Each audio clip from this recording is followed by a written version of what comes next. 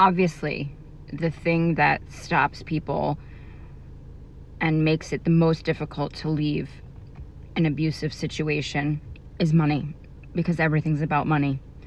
And for me, personally, being in that situation, the most important thing for me is to have a safe roof over my head.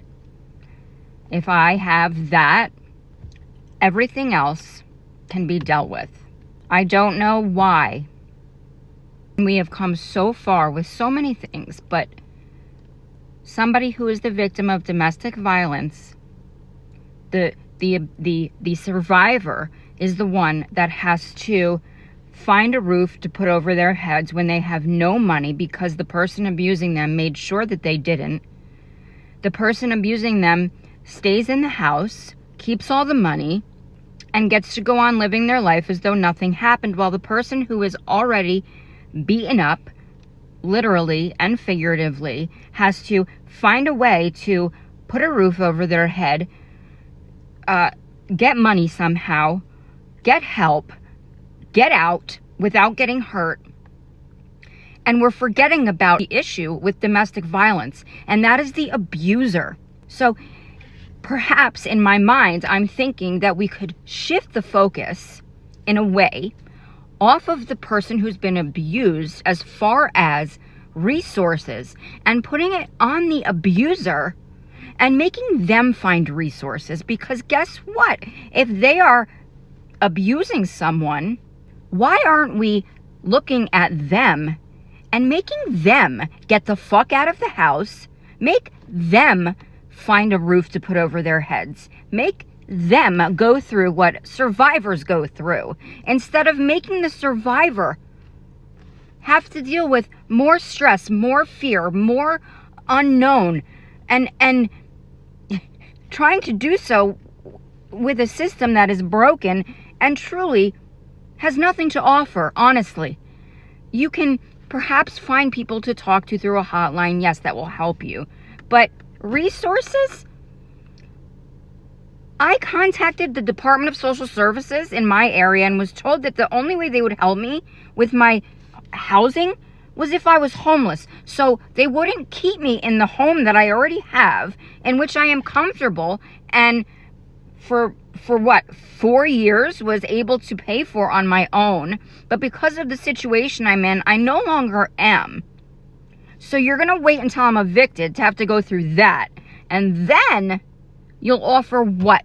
A voucher to put me in a fucking roach motel because some piece of shit is abusing me and has turned me into a fucking dish rag. A version of myself that cannot function or focus or work or do anything that I was able to do before he did what he did to me.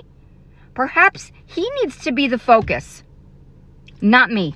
And perhaps, seeing as that I used to drive around Dutchess, Ulster, Columbia, Greene counties all of the time, and I cannot tell you how many abandoned properties I saw everywhere, sitting, just empty.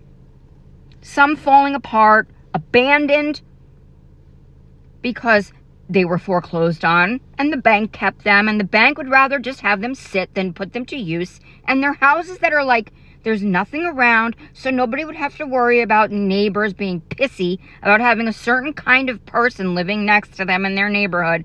But guess what? You know what? If it ever happens to you and you're that person, you're going to change your tune really fast, aren't you?